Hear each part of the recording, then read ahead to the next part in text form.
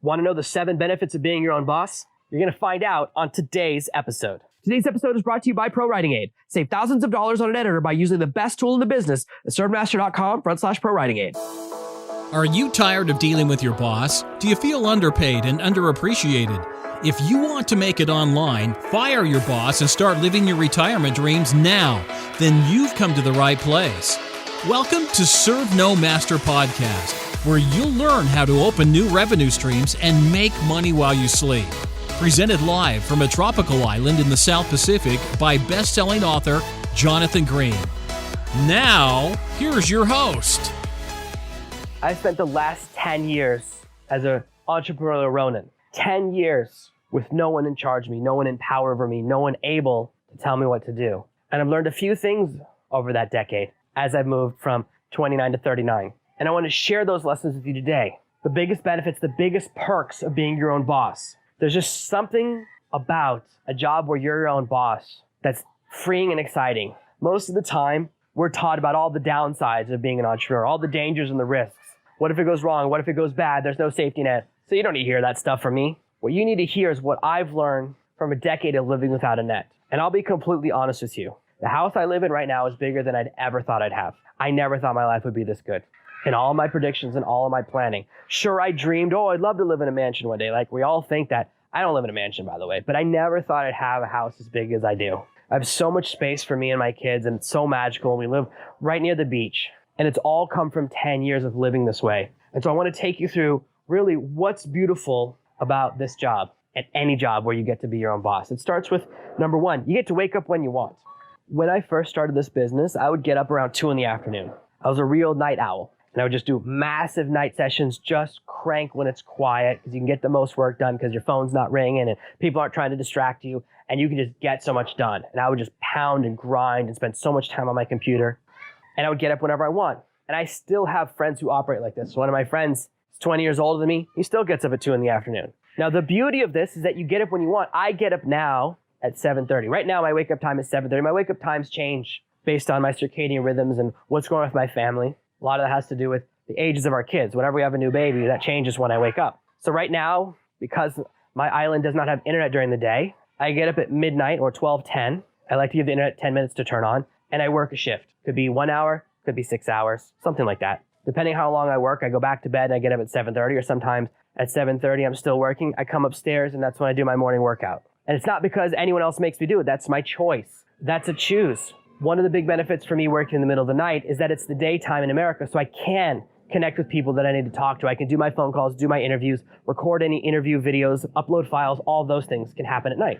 And my family's asleep most of the time, which means they're not distracting me because they're my main distraction when I'm trying to work. So whenever you want to get up, whatever your time is, whether you want to get up at 6 in the morning, whether you want to get up at midnight, or when you get up at 2 in the afternoon, you can work the schedule that matches your lifestyle. If you want to party all night, work in the afternoon for 6 hours, and then go back to the next party or the next club or the next house party, you actually can. So you have that amount of control over your time. You can live an alarm clock free lifestyle. Think about how you felt every Saturday morning as a kid. Most kids, right? We can sleep in as much as we want. Then we get up early because we want to watch them Saturday morning sweet cartoons. So it's like a nightmare for your parents to wake you up at 8 in the morning for school, but on Saturday you're up at 5:30 because that's when the cartoons start. It's crazy, but when you're in control of your own schedule, there's this level of freedom that you have. You could treat your body in a much better way because you have control. The second perk, being your own boss, well, it comes from a wonderful movie called Labyrinth. And it's this movie that my sisters loved when I was a child, so I've seen it thousands of times. And there's a moment near the end where the girl finally realizes that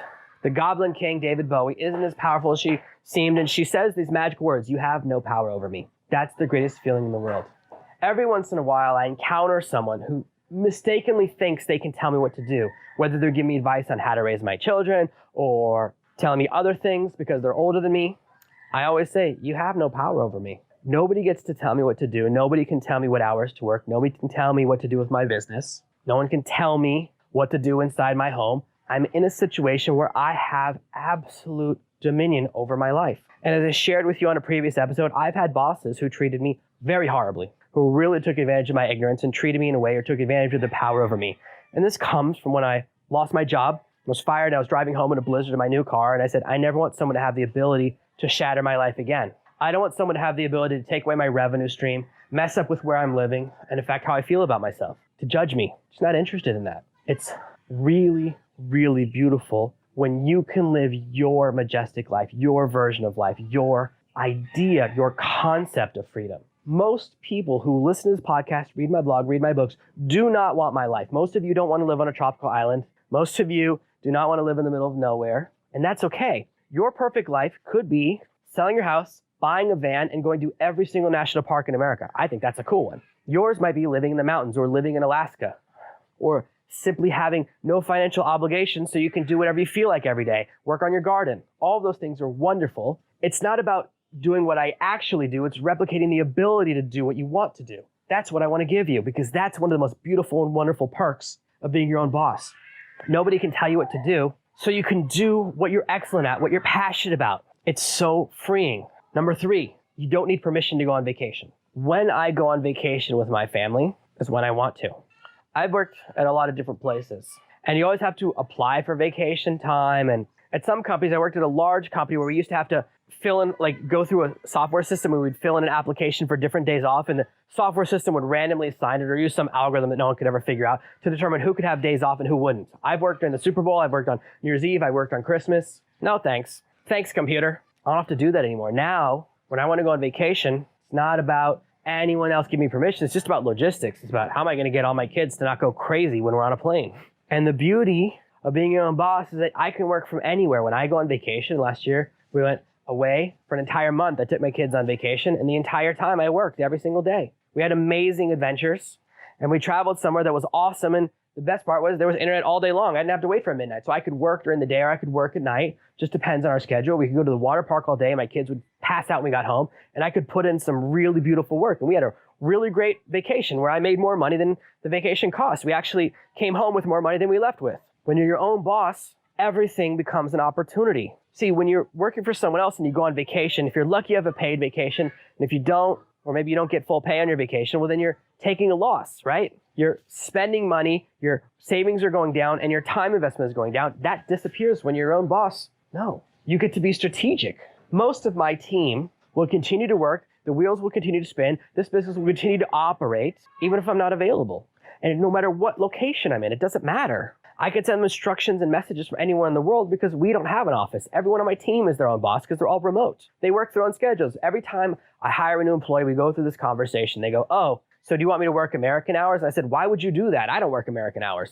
I said, here's what it is. I expect you to respond to any message within 24 hours. If we have a big event where I need all hands on deck, which happens maybe once or twice a year, then I'll expect you to be near your phone or answering messages during that time just in case something goes wrong, a website crashes, or we have a tech support issue. Then I want everyone kind of available. But otherwise, no, work when you want. Do your hours at the end of the week. As long as you get your tasks done, I don't care if you do your entire week's worth of work on Monday. If you do 20 hours of work on Monday and sleep for 4 hours, you have the rest of the week off. What do I care? I don't measure my team based on traditional business metrics, them working a consistent set of hours across the week. I just look at, did they complete the number of tasks I expected them to complete in the amount of time I expected them to complete them? That's it. Simple formula. Did you get your list of tasks done? Did it take you the amount of time it should have taken you? Great. Then you're done. So you can have control of your own schedule and be your own boss, even when you're working for someone else as a remote employee. It's another perk of being your own boss. Number 4, no one steals credit for your work. There's nothing like having a really good idea, telling it to one of your coworkers to get their feedback, and then suddenly they're in the boss's office getting the praise and the promotion, the high fives and the pats on the back. Doesn't feel good. Or maybe you've done really hard work on a project or come up with a really good idea or saved a bunch of money in a project and your boss takes all the credit. Why shouldn't they? They hired you, so they should get the credit for every idea you have. They own your ideas as well as your soul. Doesn't feel good when you're not in control of your output, when you can't control the message on what you do. If I have a podcast episode that's not any good, I can just not release it. I have that power. If I have a book that gets a bunch of bad reviews, I can take it down from the shelves. I can control the messaging that goes out to the world, so I can control the credit that I get. That's the power that you deserve. You deserve to be your own boss. You deserve to have people hear your message, to hear what you're actually saying, for you to get credit for your really good ideas. For far too long, far too many of us have worked for people and corporations and organizations and conglomerates that don't reward us for our action. Oftentimes, when we have really good ideas and we speak up, we get punished for those. And then when it turns out our idea would have worked, our boss gets mad at us because we didn't speak up loud enough earlier on. There's no way to win in those environments. Who wants to be trapped in that type of place? Number 5, your own dress code. I shoot a lot of videos. I do a lot of video content. If you watch the other videos on my YouTube channel, if you watch closely, you'll notice that I only own one shirt. I've turned it a little bit into Inspector Gadget or any cartoon character from my childhood where I have one outfit. If you open my closet, it's just 50 Inspector Gadget coats. The only difference is that I have my shirt in every different color they offer available. One time, I bought a red one, big mistake. I look like a tomato in it, so I don't like to wear that one when I'm gonna be on video, but sometimes I forget. So some of those are out there. I bought one copy of the shirt years ago when I was first dating my wife, 7, 8 years ago. Bought the shirt, I go, oh, this is pretty good. It was on sale for $4, okay? Before you start thinking I'm super fancy, I said, oh, that's a great price. The shirt's comfortable, and that's it. I don't have to wear a tie. I don't own a tie anymore. All of my ties, all of my jackets have been destroyed by the weather here. They've been in storage in our attic for 7 years. Guess what happens when you're on the equator? Stuff that's made for cold weather basically explodes. Well, it fuses. My leather jacket is now a leather cube, which means it was probably not real leather. I don't think a leather jacket melts into plastic, but all of those clothes I don't have to wear. I don't have to wear uncomfortable clothes. I don't have to wear a belt. So you get to wear what you want. Now, I have people, contemporaries who work in my environment, who are people that I do projects with, and they wear a suit to work every day because to them it's like putting on a suit of armor. It puts them in their work mindset, and they activate that part of their minds, and there's nothing wrong with that. But they get to choose. It's not what they wear, it's the choice. The ability to wear what you want to work every single day. I've always been baffled by suits. Why do we have to wear a suit to work? Now, I understand uniforms, I understand the idea of people dressing in a similar way. I also don't know why I got to strap something around my neck, choke myself in order to do my job. Wear a power tie. It is what it is, but when you're your own boss, you can make those decisions. If you watch all those people that have their own companies and tech startups in Silicon Valley, they all dress like trash. You could be a billionaire and you wear sandals to work every day if you want. When you're the boss, you get to make the decisions. You can wear sandals and a hoodie to work and make everyone else wear a suit if you want. It's powerful. Number 6, bye-bye commute. I went to university near the nation's capital, near Washington, D.C., and some people who live in that area drive 2 hours to work and 2 hours from work every day. 4 hours? No thanks. Wow, that's time you should spend working on your business if you're stuck in one of those commutes. When I was living in London and teaching at one of the universities I worked at, it took me 45 minutes to get to and from work. I didn't even live that far away. I could have walked it probably in an hour. And sometimes you're on the subway, or they call it the tube, and it's so crowded and it's so hot and just so horrible. There's nothing about commuting that I like. I don't want to learn how to shave in a car. I think of commuting as time thrown away or time wasted. And that's unfortunate because your most precious resource is time. The fact that you spend time listening to me, that's the greatest honor you can give me. Investing time in me by listening to what I have to say, it's a great kindness and it means a lot to me. That's why I try not to waste your time. So I try to be as efficient and lean as I can when I record these. I even have my audio editor remove long silences because I don't want to waste any of your time. If I'm spending too long thinking about the next thought or planning how I'm going to say a phrase, I don't want you to lose that time because your time is valuable. If you're spending time in the car, oh gosh. We've all done that. We've all had commutes, different projects I've worked on. And you look and you go, wow, I spent hours every day on the train or in my car. All that's lost time. Imagine just getting all that back. Let's just assume you only do an hour commute. It's 30 minutes to work, 30 minutes back. That's pretty average around the world. You go to work 5 days a week. That's 5 hours of life. Imagine getting back 5 hours every single week. It's 250 hours a year. Wow, that's a lot of time. That's a vacation in and of itself. That's a pretty good one. The amount of time we spend on meaningless tasks, repetitive tasks, rewardless tasks, all of that goes away. No more time wasted. Every single minute of the day you can spend doing what you want to do. And you never have to be stuck in traffic again. I don't own a car. I haven't owned a car in a long time. I'm not sure I still know how to drive. I haven't driven in almost a decade because I don't want to. When I was young, all I wanted to do was learn how to drive. Done enough in my life. It doesn't bring me pleasure. It doesn't bring me joy. I'm not passionate about cars. I know some people are. That's okay. Everyone's different. Where I live, I can walk everywhere I want to go anyways. That's the life I always wanted, and that's the life I've created for myself. And number 7, most importantly, you get to choose who you work with. I have a feeling there's someone at your office that you don't like. Every office I've ever worked in, there have been people I don't like. When I first started building my own business, I'll never forget this. One of my first clients was building a website. I was helping them with that project, and he'd gone to the same school as me. He graduated from the same high school as me 10 years earlier. And he started talking to me like an employee, and even worse, he started talking to me like a freshman. He was a senior. Now, where I went to high school, I got hazed a lot, okay? I don't need to tell those stories. It was a good old boys type school in the South, and I definitely went through all that stuff. And I said, hold on, man. I'm not a freshman anymore. I went through the whole thing. I was at the bottom. I worked my way to the top. No way I'm going back to the bottom. And for $1,000 a month, I'm not your employee. I'm a consultant for that price. You get a little bit of my attention. You know what I did?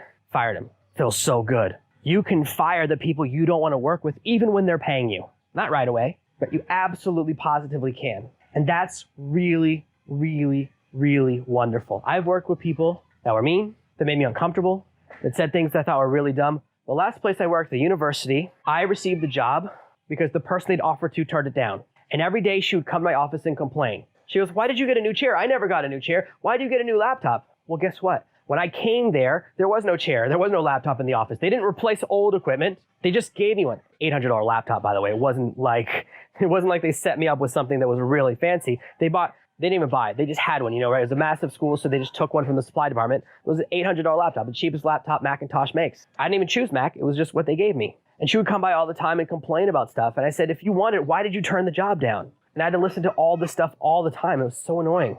I'm just trying to do my job. It's not as though I stole the job from her. She turned it down. And so then they went out looking for someone and I took the job. And I had to put up with that. I've had bullies at work before. People who thought they could be physical with me in the office space. I don't think so. I'm not putting up with that. I'm not 14 years old. So all those things that you don't like, whether it's someone who's annoying or someone who's flirting with you too much or someone who makes little comments that don't make you feel comfortable or someone you just don't like the cut of their jib, you don't have to work with them. I choose not to work with people all the time. I chose not to work with someone a couple weeks ago because I didn't like the tone of one of their emails to me. I said, you know what? Good luck with your life. You don't get to talk to me like that. It's not how it works. I don't care. I have enough money, enough resources, enough things in place, enough control of my destiny because I'm my own boss that I don't have to work with people who annoy me even via email. When people don't treat me right, when people don't pay on time, when people don't act the way I like them to act or they don't talk to my family the way I want them to talk to my family, I don't do business with them. I just don't care. I don't have to. That's the beauty of being your own boss. The most freeing part is that you never have to spend time with someone you don't like ever again. You're in complete and total control of your social circle.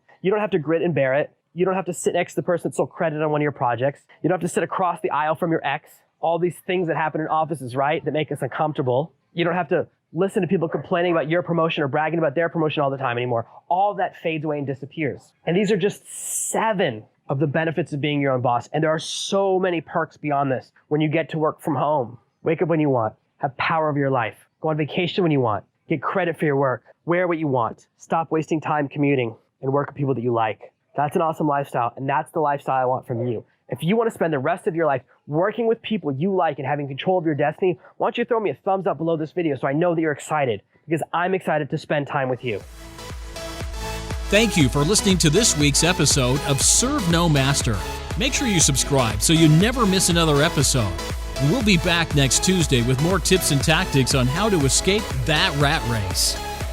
Head over to servenomaster.com/podcasts now for your chance to win a free copy of Jonathan's bestseller, Serve No Master. All you have to do is leave a 5-star review of this podcast. See you Tuesday. Are you ready to make your first dollar online? Grab my free guide, how to make $1,000 this month at servenomaster.com/1K.